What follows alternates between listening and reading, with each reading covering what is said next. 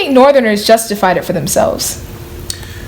I think they had an inaccurate conception of what abominations were being committed by their Southern brothers. They just don't possess much knowledge about what they're judging.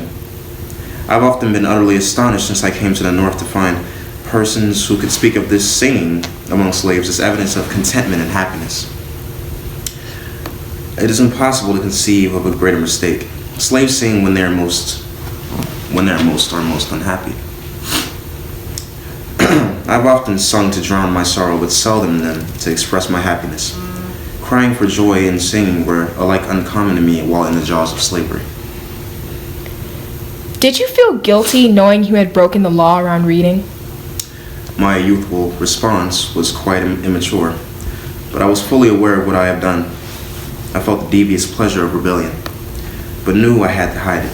It did not come upon me at once that I fulfilled his fears. Ignorance was blindness, and intelligence was my weapon. At first I loathed the whites as being the meanest as well as the most wicked of man. As I read and contemplated the subject, that very discontentment which Master Hugh had predicted would follow my learning to read had already come. Did you ever feel like you were less than human or an animal? I did not comprehend the full degradation of my character for the majority of my enslavement. However, there was one occurrence in which we were all ranked together at the evaluation. Man and woman, old and young, married and single, were ranked with horses, sheep, and swine. There were horses and men, cattle and women, pigs and children, all holding the same rank in the scale of being, and were all subjected to the same narrow examination. Until that moment, I had considered myself every bit a man as my white brothers.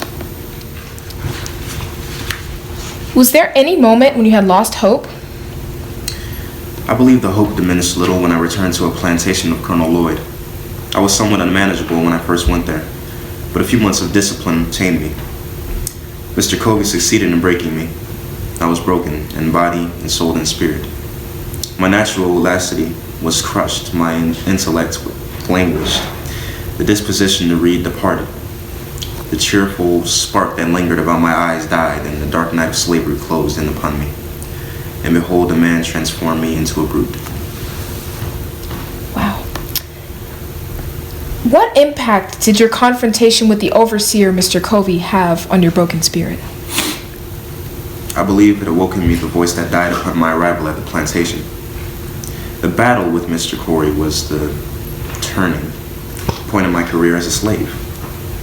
It rekindled the few expiring embers of freedom and revived within me a sense of my own manhood. I'm recalled the departed self, confidence, and inspired me again with the determination to be free. It inspired a future that made me the man I am today. Thank you, Mr. Douglas. Thank you.